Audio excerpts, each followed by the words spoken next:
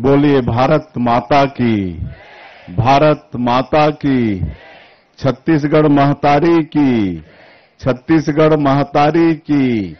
पवन पुत्र हनुमान की, पवन पुत्र हनुमान की। पूज्य रावतपुरा सरकार बाबा की, पूज्य रावतपुरा सरकार बाबा की। आज श्री रावतपुरा सरकार इंस्टीट्यूट ऑफ मेडिकल साइंसेस एवं रिसर्च मेडिकल कॉलेज भवन, बालक बालिका छात्रावास के इस लोकार्पण समारोह में मंच में विराजमान परम पूज्य श्री रावतपुरा सरकार बाबा जी, हमारे प्रदेश के ऊर्जावान स्वास्थ्य मंत्री श्री श्याम बिहारी जायसवाल जी, सरकार के वित्त मंत्री श्री ओपी चौधरी जी, इस क्षेत्र के विधायक श्री इंद्र कुमार साहू जी, रावतपुरा सरकार ट्रस्ट के उपाध्यक्ष श्री जे के उपाध्याय जी,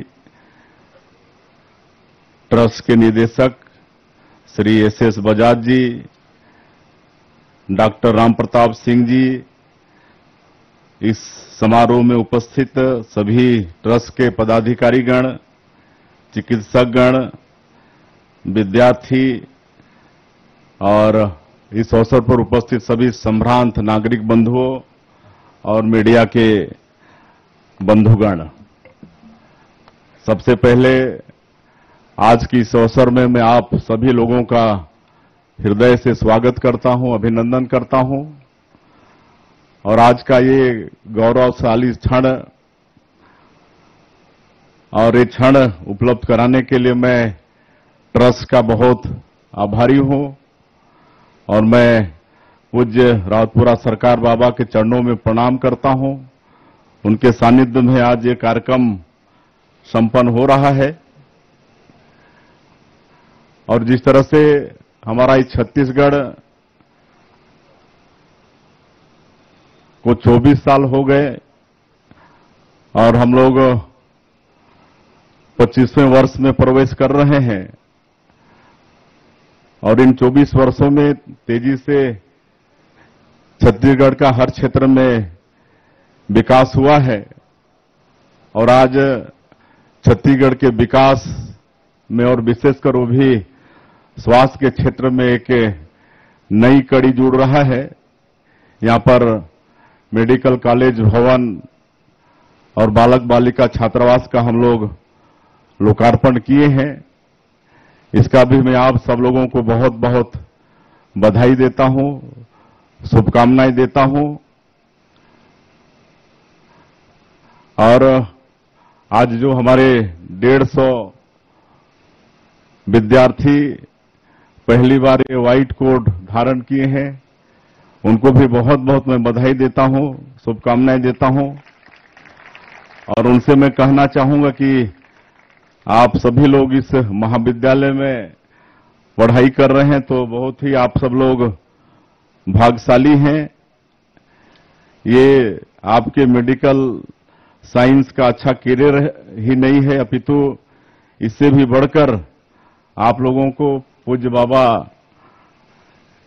के आशीर्वाद से लोगों को बढ़ चढ़कर सेवा करने का अवसर मिलेगा।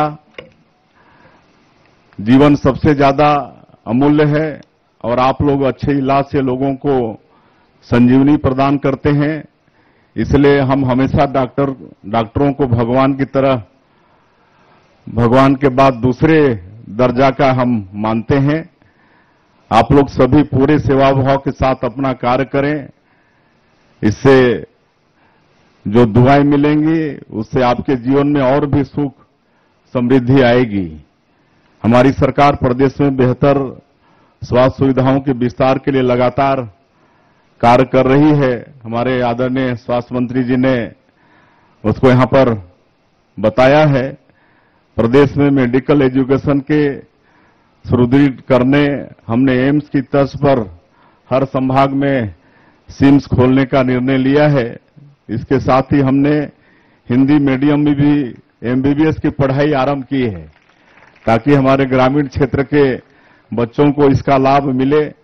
इसे जो हमारे दूरस्थ अंचल के जो बच्चे हैं उनको प्रतिभाशाली हैं, लेकिन जो हिंदी में पढ़ाई करना चाहते हैं उनको एक अवसर इससे मिलेगा।